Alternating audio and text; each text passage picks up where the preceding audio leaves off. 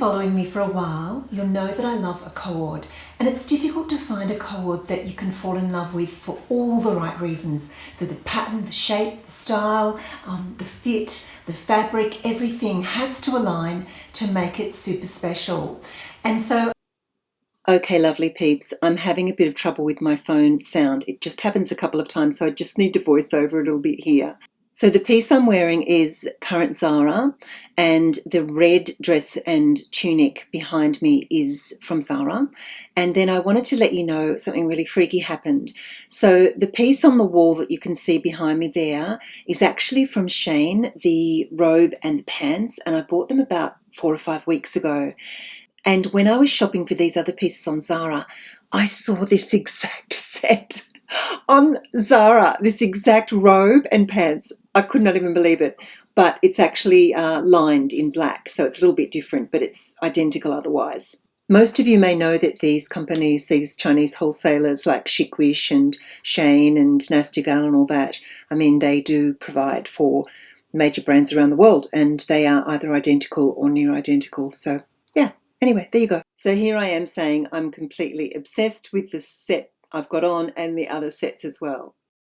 To show you, and they are quite dramatic. They're dramatic in shape and of course with the pattern and the colours, and I just wanted to see how I could make them work, and this is the first one. I'm going to try them a couple of different ways, so how about we just get into it. I'm loving this bow. So you can see with these pants, they're a wide leg. They have a lovely stripe down the side and pockets. They're a good length. Of course, you can half tuck it. You can also French tuck. I would put a belt, of course, because, you know, this horrible elastic waist. But you could French tuck it and just have the back hanging down like that. Let's see what else I can add to this. A popped collar, a draped coat, a fabulous pair of 70s sunnies and a flick gives this a very 70s vibe, this outfit. I have a brown shoe on, which I think is actually surprisingly good, and a matching bag, of course. It's just giving that decidedly 70s vibe, isn't it? I love it. Love it! This next look is a little bit urban with these fabulous and a classic white blazer. I have a crossbody over the top just to give a little bit of shape. And I must admit that this length of the blazer just makes me feel a bit more comfortable. You can see that I've half tucked, so it just gives a little bit of a hint of the waist and it helps elongate the leg. But I'm surprised actually how cool this looks. A little pop of white just freshens things and modernises it. And then I decided to go for a blue crossbody. I think it works well because of the blue tones in the outfit. You've also noticed that I've done up the collar and it just gives more of that preppy look, but of course you could undo it for more of a 70s vibe, but it's kind of cool. This time I've gone a little bit wintry. I've added a polar neck, but it's a sleeveless one so that I can still keep the, you know, it's quite a thin underneath. Then I have just left this unbelted. I want the flow to carry through of the patterning, so I've just blazoned the top here just to cover up that atrocious waistband. And I like this. I think that the coat isn't too long. It's not covering up the pant too much. It's relaxed and belted in as well. Popped the collar, by the way, as you can see, so that we can see as much of it as humanly possible. And belted in would also be lovely. But of course, I would try to leave it as open, as gapey as possible to show off this sensational print. Yeah, okay. And voila, there we go.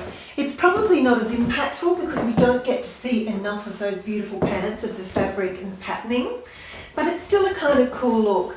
If the coat was a little bit shorter, it might actually look quite good. See that? If you saw more of the actual pant leg. If you like that sort of harem-y, boho thing. I think it's a little bit dated, but anyway, we've got to experiment. Might come back in soon. Well, I have to say, I absolutely love this. The 70s is probably my favourite decade for dressing, and it's just sending me back. I love that it's so sleek and streamlined and relaxed, but it's polished as well, and it's modern. It's not too boho. Love this sleeve. Look at that. Love the split on the side so that you can put your hand in your pocket if you'd like. Love that it can be, of course, belted right across or V'd. And I do like the V look because it just allows more of the pant to shine. Just gorgeous.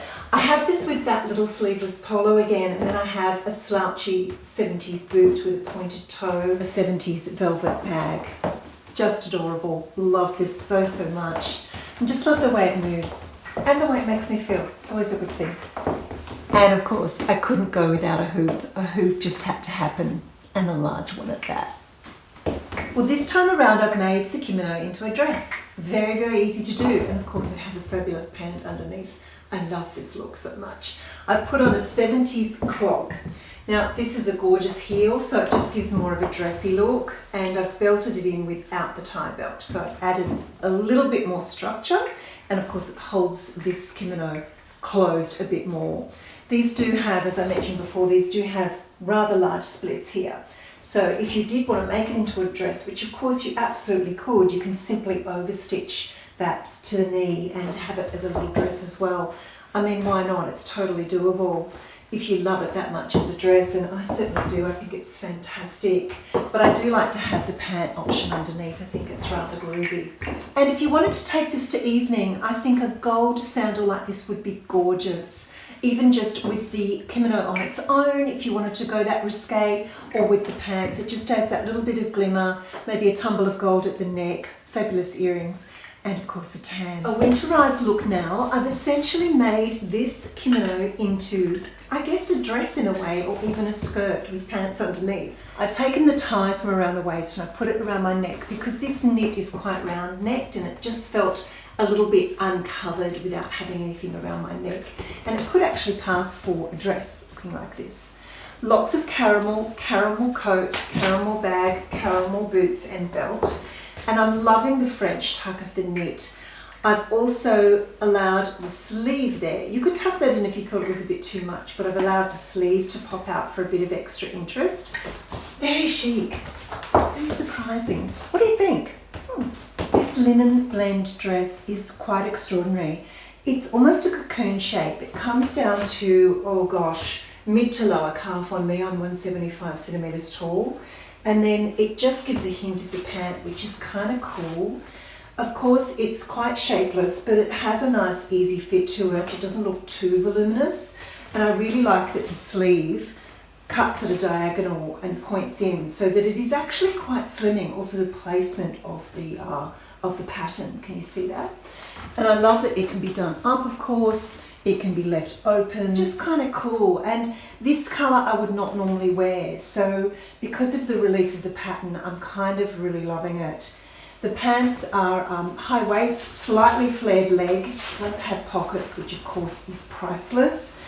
You could even bring it up like this and belt it so that you can see more of the pant. So I've just put a loafer with it, and I thought a crossbody would look good with this. So something like this one that matches in with the shoes. So this is just that little mule loafer. I can imagine going to the food market like this on a really sunny day. But if I wanted to go a little bit more boho, I could put another type of mule. Gives more of a Persian sort of feel, a holiday sort of feel. See the woven leather and little tassels? And of course, you'd need to go for something a little bit more boho, so I'm thinking a little wooden bag like this. And even no hat, and just a really cool pair of sunnies. And you can see how the dress is pulled in by that gorgeous little wooden bag.